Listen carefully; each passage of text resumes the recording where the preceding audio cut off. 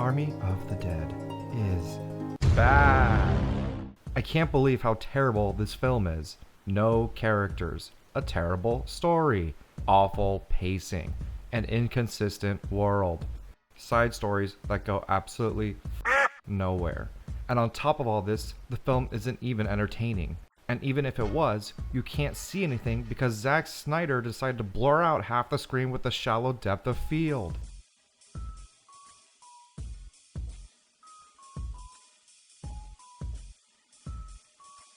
This is the entire film. Like, for fuck's sake, if you're going to make a bad movie, at least make sure you can see it. Nope. Can it at least be fun to watch? Nope. This movie is 2.5 hours long, and oh boy do you feel it. Let's get this over with. Spoilers, spoilers, spoilers, spoilers, spoilers, spoilers, spoilers.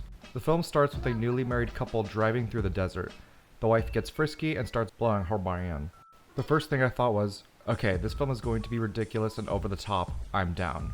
We then cut to a military convoy traveling through the desert, where soldiers are guessing what's in the cargo they're transporting. We then repeatedly cut between Pornhub and the convoy as they get closer.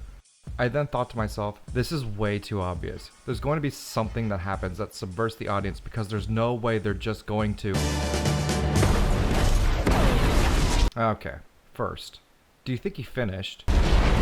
Second, this is all it takes to destabilize the cargo? A car crash? This military convoy is transporting an incredibly dangerous package. Why wouldn't the military use something with, oh, I don't know, armor? What if there was an ambush and the attackers used RPGs or IEDs? Done, it's over. Why not transport it by plane? Because the writers would have written it where, like, a pilot is, like, getting blown while crashing into another plane. How about a train? The writers would have, like, the train conductor being blown, and then like a tumbleweed hits the lever to change the tracks, and then the two trains would like collide. Whatever. After the crash, a soldier approaches the container as it conveniently opens up, even though the container hardly looks compromised. The soldier is then killed by a super zombie called the Alpha. All the soldiers start shooting and are killed by the Alpha. I don't believe you, film. I don't believe you. You're telling me all these soldiers armed with automatic weapons aren't able to take down this one zombie? Anyways, the soldiers are killed, turn into zombies, and head into Las Vegas. Then the opening credits start, and...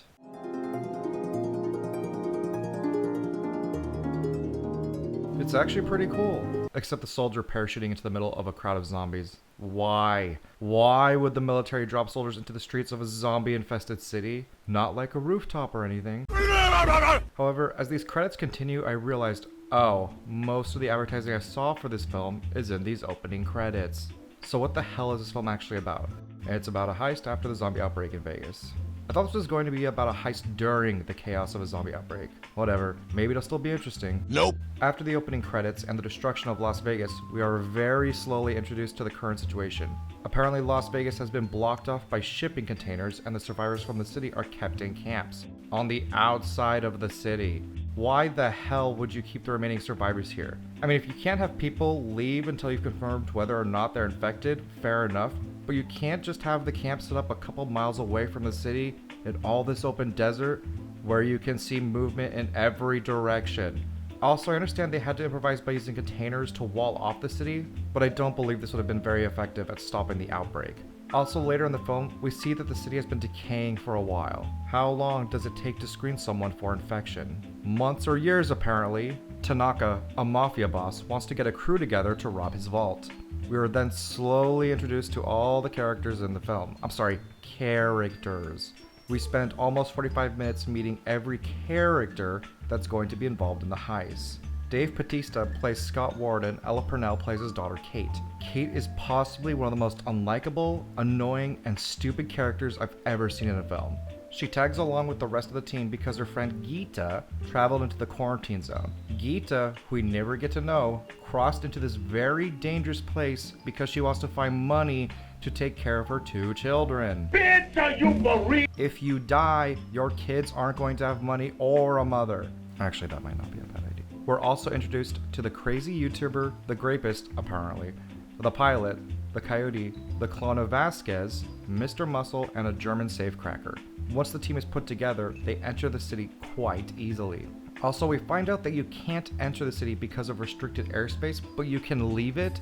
What the hell is the point of a quarantine then? The Coyote seduces the rapist because she wants to look at his pistol. She then shoots him in the leg, ties him up, and says they need to appease the zombie queen to be granted passage. Whoa, whoa, whoa, whoa, whoa. Okay, I've got a million questions already. Do the zombies have a hierarchy? I mean, I'm down with something different. Are we getting Left 4 Dead style zombies with different types and classes? Nope. Why would the zombies even allow passage? Why wouldn't the zombies just take the sacrifice and kill the entire squad? Also, why the hell doesn't anyone have a problem with the Coyote doing this? These characters are simply told that Mr. Grapist is, well, a grapist. However, we never see this. Not saying we need a scene of someone being graped, but it should be inferred. The Coyote is already known to be a shady person. Why the hell are the characters even letting this happen? What if he was just some dude who's kind of an asshole that she lied about? They don't know what she's saying is true and have zero reason to believe her. Thanks, Zach. In one single convoluted move, you've made every single character unsympathetic. Thanks! I am not defending the Grapist. I'm saying the characters have no reason to believe the Coyote. They just let this happen based on her word, which doesn't mean shit because she literally just betrayed and sacrificed one of you. What the hell makes you think she isn't going to do this to anyone else, especially in a high pressure situation? Was there allowed passage, we find out the crew has to go through a building with hibernating zombies. Undead zombies hibernating. Do I need to explain how dumb this is? They're the undead. Do the undead have stamina like fucking Dark Souls? The crew needs to get through the building using glow sticks while the zombies are sleeping, not ripping off anything at all. Obvious Traitor throws a glow stick in a different direction, which leads Vasquez away from the group. Things go to shit, Obvious Traitor leaves Vasquez behind, and he makes it out. But wait, there's more. What the hell are you doing? Help her. Help her. Oh my god. Great, great. Fantastic. Oh, now you can shoot. Great. F***ing great.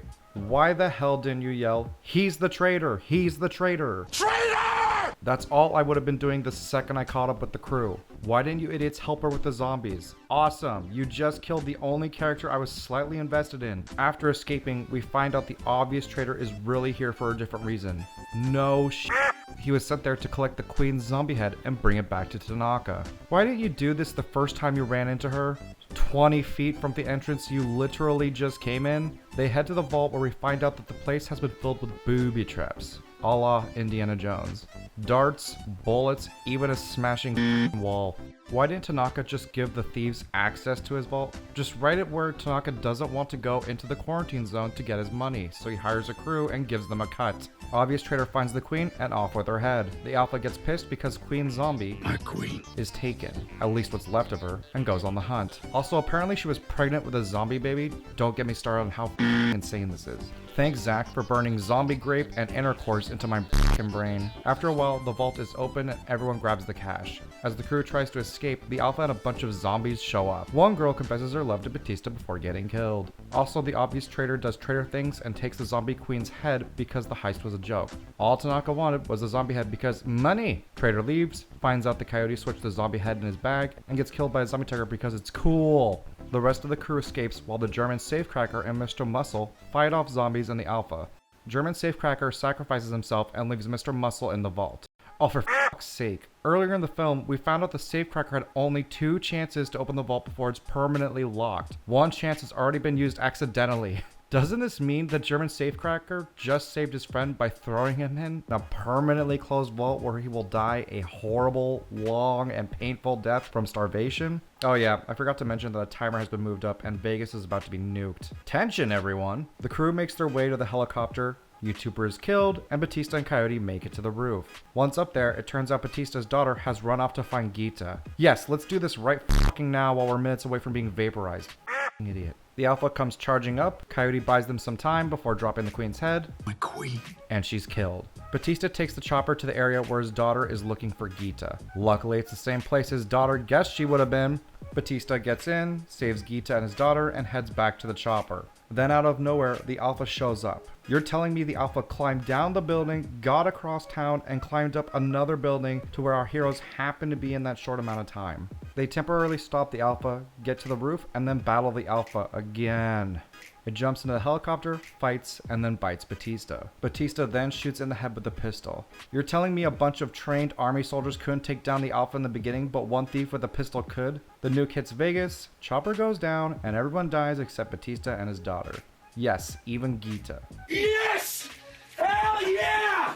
Hey, come on, baby! Unless the movie just completely forgot about her. Batista turns into a zombie and then his daughter is forced to kill him. And the movie ends. Or wait, sorry, there's like 20 minutes left apparently. Oh, Mr. Muscle apparently wasn't locked in the vault. Apparently he survived the nuclear explosion as well. And isn't dying from ground zero radiation exposure. We watch him go into an airport while plays with the solidity of a shotgun to the face. He buys a flight, has a drink, and waits for all this to blow over. Oh no, he was bitten and he's going to turn into a zombie, even though everyone who gets bitten turns immediately. And that's Army of the Dead. Thanks a lot, Zach. I can't wait for the sequel. Or prequel, or whatever the hell you're gonna do with this series. Army of the Dead, a complete waste of time you can't see. Just do yourself a favor and go watch any other zombie movie. Go watch Train to Busan, Shaun of the Dead, anything but this visceral garbage. Fuck it! I'm doing it! It is